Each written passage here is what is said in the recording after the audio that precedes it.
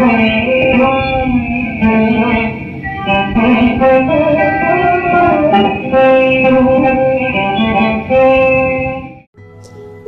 आप सभी का। आज प्रस्तुत करती हूँ निर्मला उपन्यास का 10वां भाग। मनसाराम 2 दिन तक गहरी चिंता में डूबा रहा। बार बार अपनी माता की याद आती। न खाना अच्छा लगता, न पढ़ने ही में जी लगता। उसकी काया पलट सी हो गई। 2 दिन गुजर गए और छात्रालय में रहते हुए भी उसने वह काम न किया जो स्कूल के मास्टरों ने घर से कर लाने को दिया था। परिणाम स्वरूप उसे बेंच पर खड़ा रहना पड़ा। जो बातें कभी न हुई थी वह आज हो गई। यह असहाय अपमान भी उसे सहना पड़ा। तीसरे दिन वह इसी चिंताओं में मग्न हुआ। अपने मन को समझा रहा था, क्या संसार में अकेली मेरी ही माता मरी है? भी माताएं तो सभी इसी प्रकार की होती है। मेरे साथ कोई नई बात नहीं हो रही है। अब मुझे पुरुषों की भांति त्रिगुण परिश्रम से अपना कर्म करना चाहिए। जैसे माता पिता राजी रहे वैसे उन्हें राजी रखना चाहिए। इस साल अगर छात्रवृत्ति मिल गई तो मुझे घर से कुछ लेने की जरूरत ही न रहेगी। कितने ही लड़के अपने ही बल पर बड़ी बड़ी उपलब्धियां प्राप्त कर लेते हैं। भाग्य के नाम को रोने कोसने से क्या होगा? इतने में जियाराम आकर खड़ा हो गया। मनसाराम ने पूछा, घर का क्या हाल है जिया? नई अम्मा जी तो बहुत प्रसन्न होगी। जियाराम, भैया उनके मन का हाल तो मैं नहीं जानता, लेकिन जब से तुम आए हो उन्होंने 1 जून भी खाना नहीं खाया। जब देखो बस रोया करती है। जब बाबूजी आते हैं तब अलबत्ता हंसने लगती है। तुम चले आए तो मैंने भी शाम को अपनी किताबें संभाली। यही तुम्हारे साथ रहना चाहता था। भूंगी चुड़ैल ने जाकर अम्मा जी से कह दिया। बाबूजी बैठे थे, उनके सामने ही अम्मा जी ने आकर मेरी किताबें छीन ली और रोकर बोली, तुम भी चले जाओगे तो इस घर में कौन रहेगा? अगर मेरे कारण तुम लोग घर छोड़ छोड़कर भागे जा रहे हो तो लो मैं ही कहीं चली जाती हूँ। मैं तो झल्लाया हुआ था ही। वहाँ अब बाबूजी भी न थे। बिगड़ कर बोला, आप क्यों कहीं चली जाएंगी? आपका तो घर है, आप आराम से रहिए।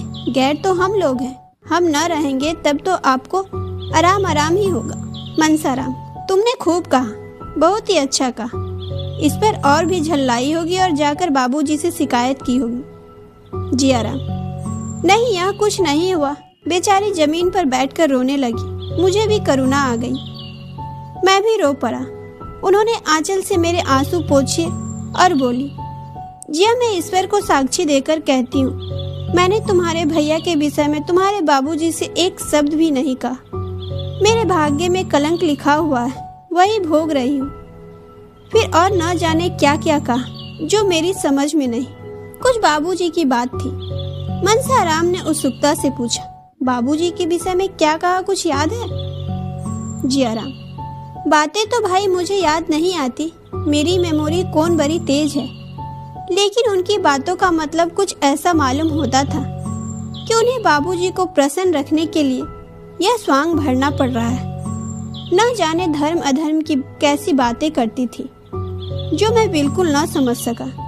मुझे तो बस इसका विश्वास आ गया है कि उनकी इच्छा तुम्हें यहाँ भेजने की न थी।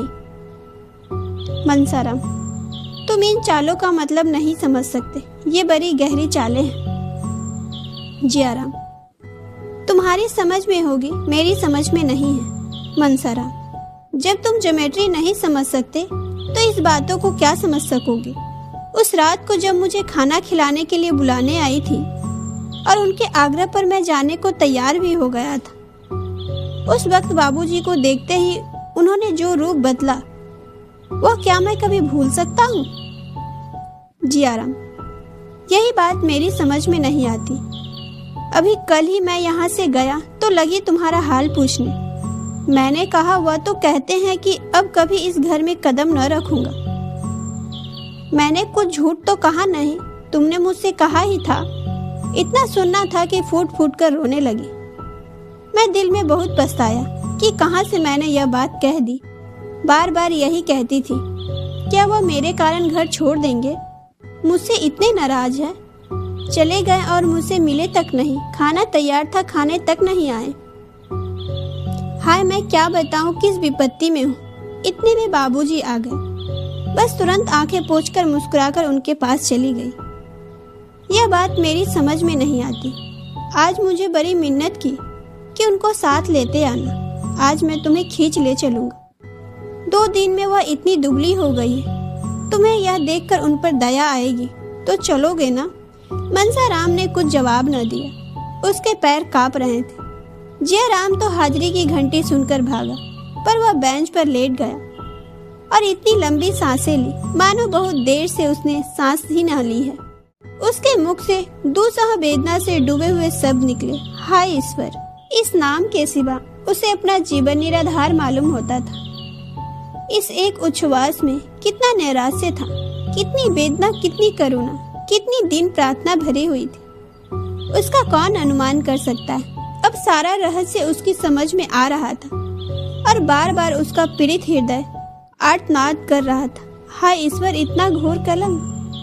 क्या जीवन में इससे बड़ी विपत्ति की कल्पना की जा सकती है? क्या संसार में इससे घोरतम नीचता की कल्पना हो सकती है? आज तक किसी पिता ने अपने पुत्र को इतना निर्दयी कलंक न लगाया होगा। जिसके चरित्र की सभी प्रशंसा करते थे, जो अन्य युवकों के लिए आदर से समझा जाता था, जिसने कभी अपवित्र विचारों को अपने पास नहीं भटकने दिया, उसी पर यह घोरतम कलंक। मनसाराम को ऐसा मालूम हुआ मानो उसका दिल फटा जाता है। दूसरी घंटी भी बज गई। लड़के अपने अपने कमरे में गए, पर मनसाराम हथेली पर गाल रखे अनिमेष नेत्रों से भूमि की ओर देखता रहा, मानो उसका सर्वस्व जलमग्न हो गया हो, मानो वह किसी को मुंह न दिखा सकता हो। स्कूल में गैर हाजिरी हो जाएगी, जुर्माना हो जाएगा, इसके उसे चिंता नहीं। अब उसका सर्वस्व लूट गया तो इन छोटी छोटी बातों का क्या भय। इतना बड़ा कलंक लगने पर भी अगर जिंदा रहूं तो मेरे जीने का धिक्कार है। ऐसी शोकातिरेक दशा में वह चिल्ला पड़ा, माता जी तुम कहाँ हो? तुम्हारा बेटा जिस पर तुम प्राण देती थी, जिसे तुम अपने जीवन का आधार समझती थी, आज घोर संकट में है। उसी का पिता उसकी गर्दन पर छुरी फेर रहा है। हाय तुम कहाँ हो? मनसाराम फिर शांत चित्त से सोचने लगा, मुझ पर यह संदेह क्यों हो रहा है? इसका क्या कारण है?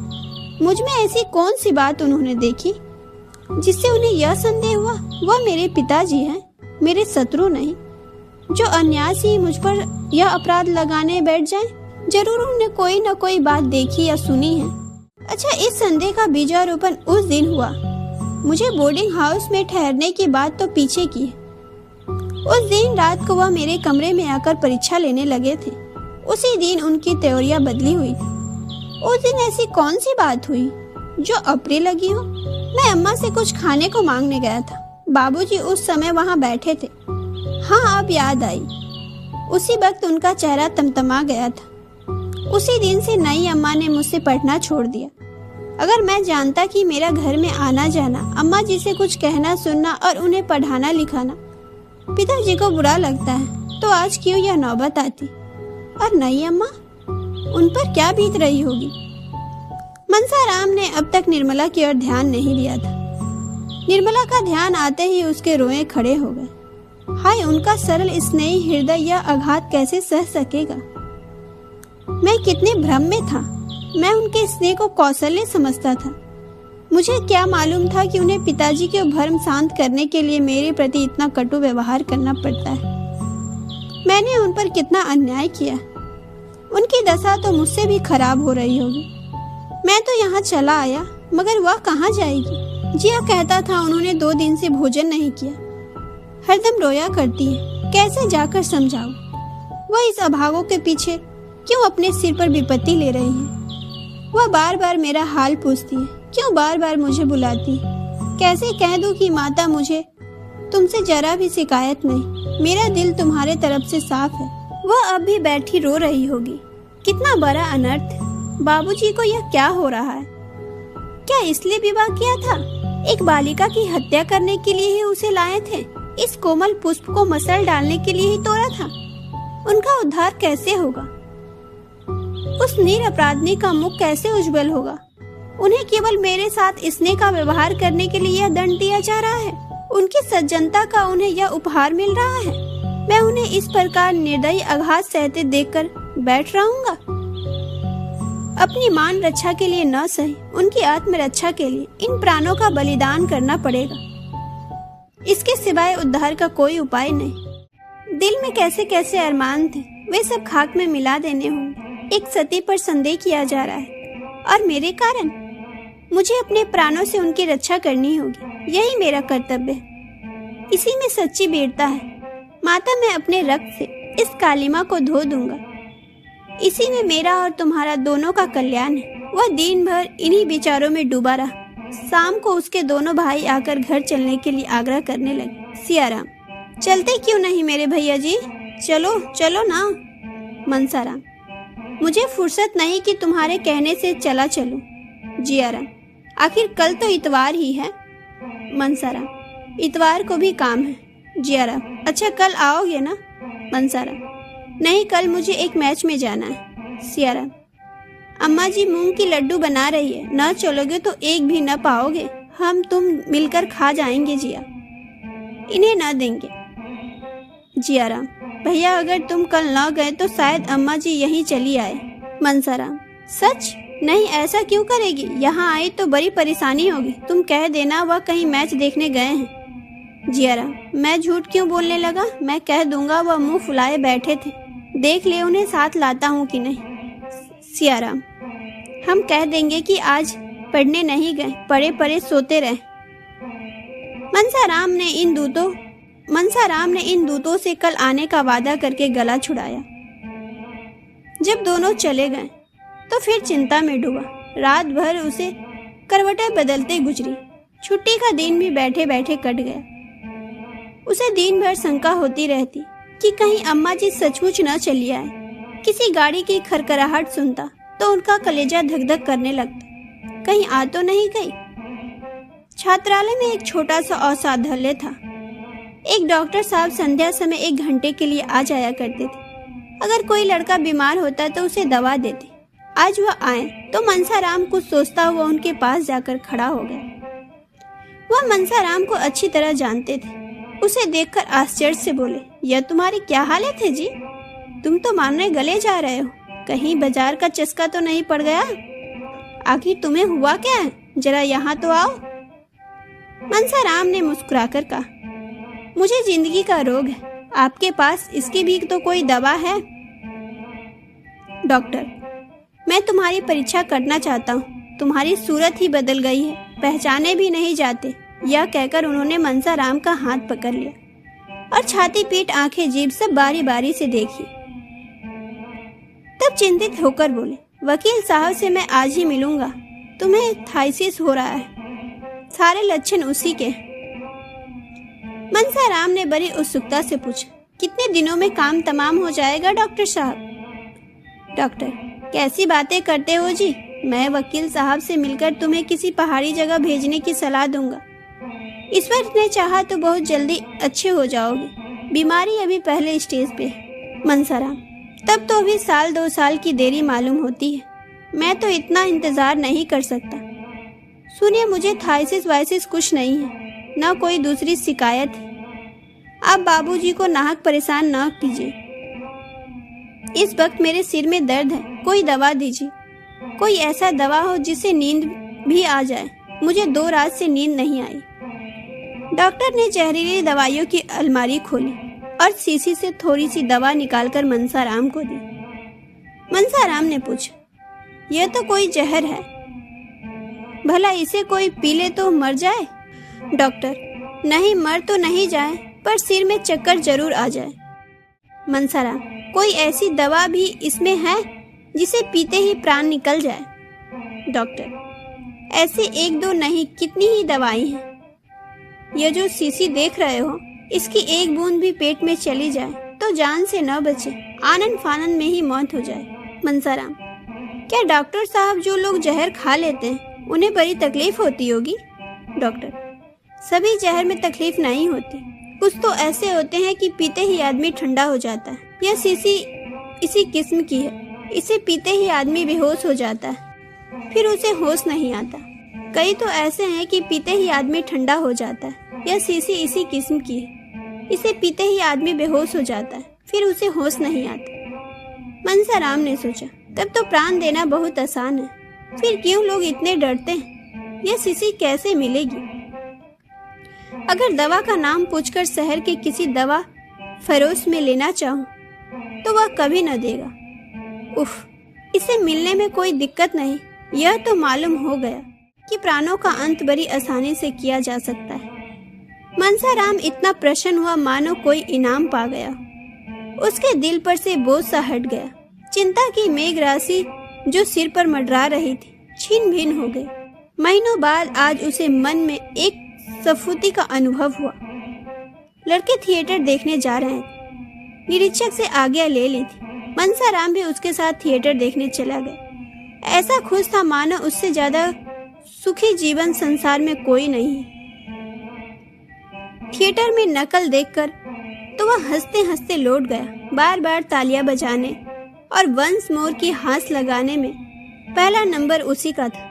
गाना सुनकर वह मस्त हो जाता था और ओहो करके चिल्ला उठता था। दर्शकों की निगाहें बार बार उसकी तरफ उठ जाती थी। थिएटर के पात्र भी उसी की ओर ताकते थे, पर यह जानने को उत्सुक थे कि कौन महाशय इतने रसिक और भावुक है। उसके मित्रों को उसकी उच्च खलता पर आश्चर्य हो रहा था। वह बहुत ही शांत गंभीर स्वभाव का युवक था। आज वह क्यों इतना हास्यशील हो गया है? क्यों उसके विनोद का पारावार नहीं है? 2 बजे रात को थिएटर से लौटने पर भी उसका हास्य मोदन कम नहीं हुआ। उसने एक लड़के की चारपाई उलट दी, कई लड़कों के द्वार बाहर से बंद कर दिए और उन्हें भीतर से खटखट करते सुनकर हंसता रहा। यहाँ तक कि छात्रालय के अध्यक्ष महोदय की आंखें नींद में भी सुरगुल सुनकर खुल गई और उन्होंने मनसाराम की शरारत पर खेद प्रकट किया। कौन जानता है कि उसके अंत स्थल में कितनी भीषण क्रांति हो रही है। संदेह की निर्दयी आघात से उसकी लज्जा और आत्मसम्मान को कुचल डाला है। उसे अपमान और तिरस्कार का लेस मात्र भी भय नहीं। यह विनोद नहीं, उसकी आत्मा का करुणा विलाप है। जब और सब लड़के सो गए तो वह भी चारपाई पर लेटा, लेकिन उसे नींद न आई। एक क्षण के बाद वह बैठा और अपनी सारी पुस्तकें बांधकर संदूक में रख दी। जब मरना ही है तो पढ़कर क्या होगा? जिस जीवन में ऐसी ऐसी बाधाएं हैं, ऐसी ऐसी याचनाएं हैं, उससे मृत्यु कहीं अच्छी है। यह सोचते सोचते तड़का हो गया। 3 रात से वह एक क्षण भी न सोया। इस वक्त वह उठा तो उसके पैर थर थर कांप रहे थे और सिर में चक्कर आ गया। आंखें जल रही थी, शरीर के सारे अंग शिथिल हो गए थे। दिन चढ़ता जाता था और उसे इतनी शक्ति भी न थी कि उठकर मुंह हाथ धो डाले। एकाएक उसने भूंगी को रुमाल में कुछ लिए हुए एक कहार के साथ आते देखा। उसका कलेजा सन रह गया। हाय ईश्वर, वे आ गई, अब क्या होगा? भूंगी अकेले नहीं आई होगी, बग्घी जरूर बाहर खड़ी होगी। कहाँ तो उसे उठा भी न जाता था। कहाँ भूंगी को देखते ही दौड़ा और घबराए हुए आवाज में बोला, अम्मा जी भी आई है क्या रे? जब मालूम हुआ कि अम्मा जी नहीं आई है, तब उसका चित्त शांत हुआ। भूंगी ने कहा, भैया तुम कल गए क्यों नहीं? भौजी तुम्हारी राह देखती रह गई। उनसे क्यों रूठे हो भैया? कहती है मैंने उनकी कुछ भी शिकायत नहीं की। मुझसे आज रोकर कहने लगी, उनके पास यह मिठाई लेती जा और कहना मेरे कारण क्यों घर छोड़ दिया है। कहाँ रख दूं यह थाली? मनसाराम ने रुखाई से कहा, यह थाली अपने सिर पर पटक दे चुड़ैल। वहां से चली है मिठाई लेकर। खबरदार जो फिर कभी इधर आई, सौगात लेकर चली है। जाकर कह देना मुझे उनकी मिठाई नहीं चाहिए। जाकर कह देना तुम्हारा घर है, तुम रहो वहां, बड़े आराम से रहो। खूब खाते और मौज करते हैं, सुनती है? बाबूजी के मुंह पर कहना, समझ गई? मुझे किसी का डर नहीं है और जो करना चाहे कर डाले, जिससे दिल में कोई अरमान न रह जाए। कहें तो इलाहाबाद, लखनऊ, कलकत्ता चला जाऊं। मेरे लिए जैसे बनारस वैसे दूसरा शहर, यहाँ क्या रखा है? भूंगी भैया मिठाई रख लो, नहीं तो रो रो कर मर जाएगी। सच मानो रो रो कर मर जाएगी। मनसाराम ने आंसुओं के उठते हुए बेग को दबाकर कहा, मर जाएगी मेरी बला से। कौन मुझे बड़ा सुख दे दिया है जिसके लिए पछताऊंगा। मेरा तो उन्होंने सर्वनाश कर दिया। कह देना मेरे पास कोई संदेह न भेजे, कोई जरूरत नहीं। भूंगी, भैया तुम तो कहते हो यहाँ खूब खाता हूँ और मौज करता हूँ, मगर देह तो आधी भी न रही। जैसे आए थे उससे आधे भी न रहे। जैसे आए थे उससे आधे भी न रहे। मनसाराम, यह तेरी आंखों का फेर है। देखना 2-4 दिन में मुटाकर कोहलू हो जाता हूँ कि नहीं। उनसे यह भी कह देना कि रोना धोना बंद करे। जो मैंने सुना कि रोती है और खाना नहीं खाती, मुझसे बुरा कोई नहीं। मुझे घर से निकाला है तो आप चैन से रहे। चलिए प्रेम दिखाने, ऐसे चित्राचरित बहुत पढ़े बैठा हूँ। भूंगी चली गई। मनसाराम को उससे बातें करते ही कुछ ठंड मालूम होने लगी थी। यह अभिनय करने के लिए उसे अपने मनोभावों को जितना दबाना पड़ा था, वह उसके लिए असहाय था। उसका आत्मसम्मान उसे इस कुटिल व्यवहार का जल्द से जल्द अंत कर देने के लिए बाध्य कर रहा था। पर इसका परिणाम क्या होगा? निर्मला क्या आघात सह सकेगी? अब तक वह मृत्यु की कल्पना करते समय किसी अन्य प्राणी का विचार न करता था, पर आज एकाएक ज्ञान हुआ कि मेरे जीवन के साथ एक और प्राणी का जीवन सूत्र भी बंधा हुआ है। निर्मला यह समझेगी कि मेरी निठुरता ही ने उनकी जान ली, यह समझकर उसका कोमल हृदय फट न जाएगा। उनका जीवन तो अब और भी संकट में है। संदेह के कठोर पंजे में फंसी हुई अबला क्या अपने को हत्यारनी समझकर बहुत दिन जीवित रह सकती है? मनसाराम ने चारपाई पर लेटकर लिहाफ ओढ़ लिया, फिर भी सर्दी से कलेजा कांप रहा था। थोड़ी ही देर में उसे जोर से ज्वर चढ़ाया, वह बेहोश हो गया। इस अचेत दशा में उसे भांति भांति के स्वप्न दिखाई देने लगे। थोड़ी थोड़ी देर के बाद चौंक पड़ता, आंखें खुल जाती, फिर बेहोश हो जाता। सहसा वकील साहब की आवाज सुनकर वह चौंक पड़ा। हाँ, वकील साहब की आवाज थी। उसने लिहाफ फेंक दिया और चारपाई से उतरकर नीचे खड़ा हो गया। उसके मन में एक आवेग हुआ कि इस वक्त इनके सामने प्राण दे दूं। उसे ऐसा मालूम हुआ कि मैं मर जाऊं तो इन्हें खुशी होगी, तो इन्हें सच्ची खुशी होगी। शायद इसलिए वह देखने आए कि मेरे मरने में कितनी देरी है। वकील साहब ने उसका हाथ पकड़ लिया जिससे वह गिर न पड़े और पूछा, कैसी तबीयत है लल्लू? लेटे क्यों ना रहे? लेट ना जाओ, तुम खड़े क्यों हो गए? मनसाराम, मेरी तबीयत तो बहुत अच्छी है, आपको व्यर्थ ही कष्ट हुआ। मुंशी जी ने कुछ जवाब न दिया।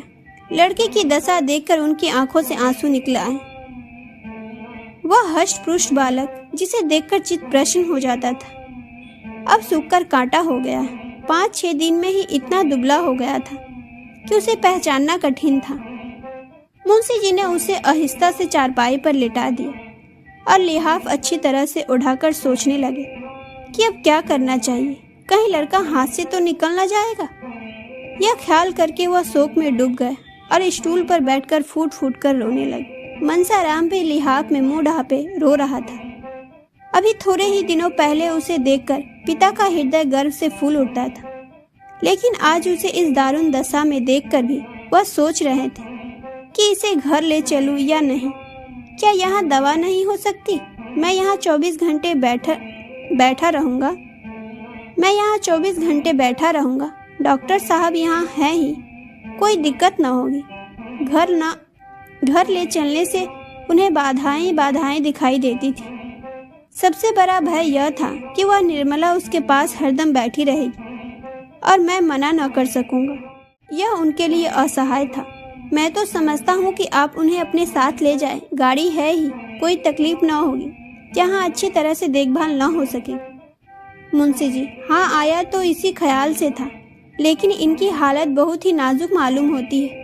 अध्यक्ष, यहाँ से उन्हें ले जाने में थोड़ी सी दिक्कत जरूर है, लेकिन यह तो आप खुद सोच सकते हैं कि घर पर जो आराम मिल सकता है वह यहाँ किसी तरह नहीं मिल सकता। इसके अतिरिक्त किसी बीमार लड़के को यहाँ रखना नियम विरुद्ध भी है। मुंशी जी, कहिए तो मैं हेडमास्टर साहब से आज्ञा ले लूँ। मुझे इनका यहाँ से इस हाल में ले जाना किसी तरह मुनासिब नहीं मालूम होता। अध्यक्ष ने हेडमास्टर का नाम सुना तो समझे कि यह महाशय धमकी दे रहे हैं। जरा तिनक कर बोले, हेडमास्टर नियम विरुद्ध कोई बात नहीं कर सकते। मैं इतनी बड़ी जिम्मेदारी कैसे ले सकता हूँ? अब क्या हो, घर ले जाना ही पड़ेगा। यहाँ रखने का तो यह बहाना था कि ले जाने से बीमारी बढ़ जाने की शंका है। यहाँ से ले जाकर अस्पताल में ठहराने का कोई बहाना नहीं है। जो सुनेगा वह यही कहेगा कि डॉक्टर की फीस बचाने के लिए लड़कों को अस्पताल फेंकाएं।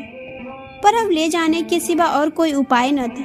अगर अध्यक्ष महोदय इस वक्त रिश्वत लेने पर तैयार हो जाते तो शायद 2-4 साल का वेतन ले लेते, लेकिन कायदे के पाबंद लोगों में इतनी बुद्धि, इतनी चतुराई कहाँ? अगर इस वक्त मुंशी जी को कोई आदमी ऐसा उपाय सुझा देता जिससे उन्हें मनसाराम को घर न ले जाना पड़े तो वह आजीवन उसका एहसान मानते। सोचने का समय भी न था। अध्यक्ष महोदय शैतान की तरह सिर पर सवार था। विवश होकर मुंशी जी ने दोनों साहिसों को बुलाकर और मनसाराम को उठाने लगे। मनसाराम अधर चेतना की दशा में था। चौंक कर बोला, क्या है, कौन है? मुंशी जी, कोई नहीं बेटा, मैं हूँ। तुम्हें घर ले जाना चाहता हूँ, आओ गोद में उठा लूँ। मनसाराम, मुझे क्यों घर ले चलते हो? मैं वहाँ नहीं जाऊँगा। मुंशी जी, यहाँ तो रह नहीं सकते, नियम ही ऐसा है। मनसाराम, कुछ भी हो, वहाँ न जाऊँगा। मुझे और कहीं ले चलिए, किसी पेड़ के नीचे, किसी झोपड़ी में, जहाँ चाहे रखिए, पर घर न ले चलिए। अध्यक्ष ने मुंशी जी से कहा, आप इन बातों का ख्याल न करें, यह तो होश में नहीं है। मनसाराम, कौन होश में नहीं है? मैं होश में नहीं हूँ? किसी को गालियाँ देता हूँ, दांत काटता हूँ, क्यों होश में नहीं हूँ? मुझे यहीं पड़ा रहने दीजिए। जो कुछ होना होगा, अगर ऐसा है तो मुझे अस्पताल ले चलिए, मैं वहाँ पड़ा रहूँगा। जीना होगा जीऊँगा, मरना होगा मरूँगा, लेकिन घर किसी तरह भी न जाऊँगा। यह जोर पाकर मुंशी जी फिर अध्यक्ष की मिन्नतें करने लगे, लेकिन वह कायदे के पाबंद आदमी कुछ सुनता ही न था। अगर छूत की बीमारी हुई और किसी दूसरे लड़कों को छूत लग गई तो कौन इसका जवाबदेही होगा? इस तर्क के सामने मुंशी जी के कानून दलीलें भी मात हो गई। आखिर मुंशी जी ने मनसाराम से कहा, बेटा, तुम्हें घर चलने से क्यों इनकार हो रहा है? वहाँ तो सभी तरह से आराम रहेगा। मुंशी जी ने कहने को तो यह बात कह दी, लेकिन डर रहे थे कि कहीं सचमुच मनसाराम चलने पर राजी न हो जाए।